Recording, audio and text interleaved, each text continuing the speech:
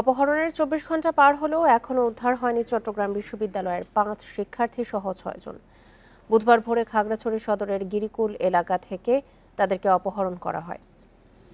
এ বিষয়ে আরও জানাতে খাগড়াছড়ি থেকে যোগ দিচ্ছেন সহকর্মী সমীর মল্লিক। সমীর, এখন পর্যন্ত অপহৃতদের নিয়ে সবশেষ তথ্য আইনশৃঙ্খলা বাহিনীর পক্ষ থেকে কি জানানো হয়েছে? উদ্ধার তৎপরতা কত দূরে গিয়েছে?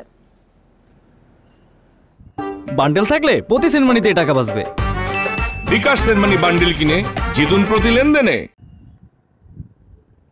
দেখুন, অপহরণের প্রায় ২৭ ঘন্টা পেরিয়ে গেছে, কিন্তু এখনো পর্যন্ত যারা অপহরণের শিকার হয়েছে চট্টগ্রাম বিশ্ববিদ্যালয়ের 5 শিক্ষার্থী, তাদের কিন্তু এখন উদ্ধার করা সম্ভব হয়নি। এবং ঘটনার বিবরণে আমাদেরকে গতকাল বিকেলে পাহাড়ি ছাত্র পরিষদ অর্থাৎ জেএসএস সমস্ত যে পাহাড়ি ছাত্র পরিষদ রয়েছে তার কেন্দ্রীয় সভাপতি নিপুণ ত্রিপুরা তিনি দাবি করেছেন যে তারা মূলত বিজু উৎসব করার জন্য রাঙামাটি বাগাইছড়িতে গিয়েছিল। সেখান থেকে মঙ্গলবার বিকেলে খাগড়াছড়ি সদরে পৌঁছেছে, কিন্তু খাগড়াছড়ি থেকে চট্টগ্রাম যাওয়ার কোনো বাসের টিকিট না পাওয়ার কারণে তারা মঙ্গলবার রাতে খাগড়াছড়ি জেলা সদরের কুকিছড়া এলাকা অর্থাৎ যেখান থেকে অপহরণ হয়েছে ঠিক ওই জায়গা থেকে আরও বেশ কিছু দূরের একটি এলাকা কুকিছড়াতে তারা অপহরণের শিকার মৈত্রীময় চাকমার এক আত্মীয়র বাড়িতে তারা মঙ্গলবার রাত যাপন করেছিল। বুধবার সকালে অর্থাৎ গতকাল সকালে তাদের বাসের টিকিট ছিল সকাল 7টায়, তারা চট্টগ্রাম যাওয়ার কথা ছিল। কিন্তু তারা যখন সেই কুকিছড়া থেকে খাগড়াছড়ি সদরে আসতেছিল বাসে ওঠার জন্য গিরিকুল এলাকা থেকে 6:30টার দিকে কিন্তু তাদেরকে তুলে নেওয়া হয় এবং সে সময় যে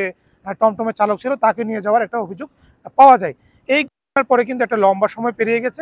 গতকাল বিকেলের দিকে কিন্তু এটি গণমাধ্যমে বিবৃতি দিয়ে জানানো হয় যে তাদের অপহরণের বিষয়টি, এবং সেটির জন্য ইউপিডিএফকে মূলত দায়ী করা হয়। তবে এখানে যারা অপহরণের শিকার হয়েছে এদের মধ্যে শুধুমাত্র রিশন চাকমা, তিনি চট্টগ্রাম বিশ্ববিদ্যালয়ের পিসিবির যিনি শাখা সদস্য হিসেবে সেখানে রাজনীতির সাথে জড়িত।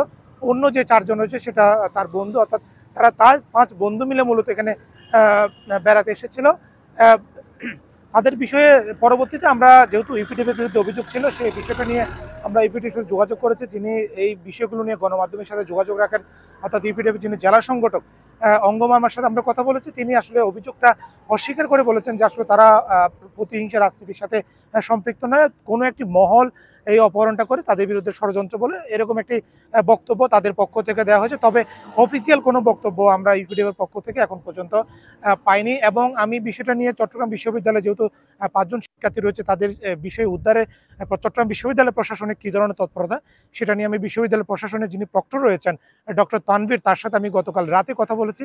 তিনি বলেছেন বিষয়টা সরাসরি উপাচার্য যিনি রয়েছেন চট্টগ্রাম বিশ্ববিদ্যালয়ে তিনি কিন্তু একেবারে তিনি যোগাযোগ করছেন প্রশাসনের সাথে যে কোনো মূল্যে তাদেরকে যাতে উদ্ধার করা হয় বা সুস্থ অবস্থায় উদ্ধার করা হয় সেই জায়গা থেকে কিন্তু বিশ্ববিদ্যালয় প্রশাসনের পক্ষ থেকে খাগড়াছড়িতে আইনশৃঙ্খলা বাহিনীর যারা সদস্য রয়েছে বা আইনশৃঙ্খলা যে প্রশাসন রয়েছে তাদের সাথে বিশ্ববিদ্যালয় প্রশাসনের পক্ষ থেকে যোগাযোগ করা হচ্ছে তাদের দ্রুত সময়ের মধ্যে তাদেরকে যাতে উদ্ধার করা হয়। এবং পরিবারের পক্ষ থেকেও যেহেতু তাদের সন্তান অপহৃত হয়েছে তারা কিন্তু আমরা দেখেছি এই বিষয়টা অপহরণের বিষয়টা সামাজিক যোগাযোগ মাধ্যমে সরিয়ে যাওয়ার পর থেকে কিন্তু সবাই তাদের উদ্ধারের বিষয়ে জোর দাবি জানাচ্ছে এবং সুস্থ অবস্থায় তাদের উদ্ধারের জন্য গতকাল রাতেই পিসিবির পক্ষ থেকে একটি প্রেস বিজ্ঞপ্তি দেওয়া হয়েছে। তবে পুলিশ পক্ষ থেকে যে বিষয়টা জানানো হয়েছে পুলিশ তাদেরকে উদ্ধারের চেষ্টা চালাচ্ছে, বিশেষ করে যারা অপহৃত হয়েছে তাদের নাম্বার ট্র্যাকিং করে তাদের অবস্থান কোথায় রয়েছে সেটি শনাক্তের চেষ্টা চালাচ্ছে। খাগড়াছড়ি থেকে জানাচ্ছিলেন আমাদের সহকর্মী সমীর মল্লিক।